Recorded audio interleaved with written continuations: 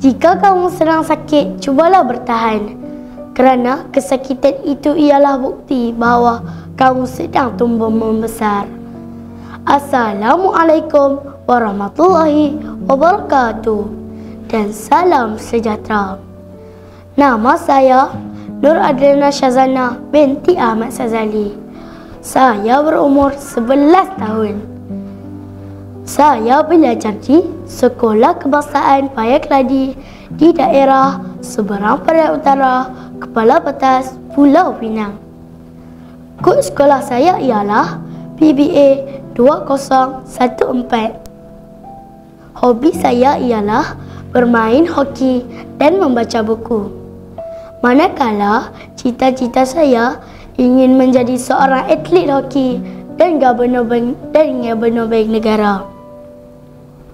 Di dalam video ini, saya berasa amat teruja untuk kongsikan mengenai novel ini yang berjudul Basikal Lajak.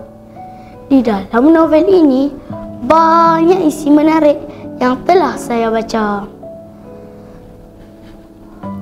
Novel ini diterbitkan oleh Blink Book pada tahun 2019.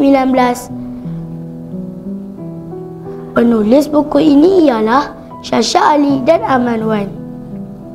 Buku menarik ini mempunyai 110 halaman bercetak dan terdapat 10 bab di dalam buku ini. Buku ini menceritakan tentang Alan, pelajar 15 tahun yang tersangat liar dan nakal. Dia bersama 3 sahabatnya sering melakukan masalah yang memeningkan warga sekolah. Malas belajar, tidak bekerja rumah, malah biadab lagi kurang ajar. Bermain basikal lajak menjadi satu aktiviti utama 4 sahabat ini. Ada sahaja modifikasi basikal yang dilakukan. Sistem brek dibuang biar kayuhan laju bagi kereta lumba F1. Malah gaya menunggang juga berbagai ragam. Ada yang berbaris seperti Superman, ada yang berdiri seimbang bagaikan ahli gimnas. Langsung tidak pedulikan keselamatan diri maupun orang lain. Kenakalan mereka bukan sahaja terkenal di dalam, tetapi di luar sekolah juga. Alan menjadi ketua, berbangga dengan geng nakalnya yang digelar sahabat liar selamanya. Cikgu Masdul, guru disiplin baru yang garangnya tahap raksasa. Sebut nama sahaja mampu membuatkan seluruh warga sekolah menggeletar dan menggigil seram. Salah laku disiplin akan dihukum secukup-cukupnya. Habis lebam-lebam dan berbirat tangan akibat kesarutan. Kaki Samsing dibanteras, lomba basikal haram juga turut tidak terlepas. Kehidupan dua individu ini bertemu di satu keadaan yang penuh tragis lagi berdarah. Kisah tentang remaja mencari kebebasan, kisah tentang lelaki mencari keampunan. Kehidupan yang terlajak liar penuh dosa hanya diakibatkan oleh sebuah basikal lajak. Cuma pada pendapat saya ada sedikit kekurangan di dalam novel ini.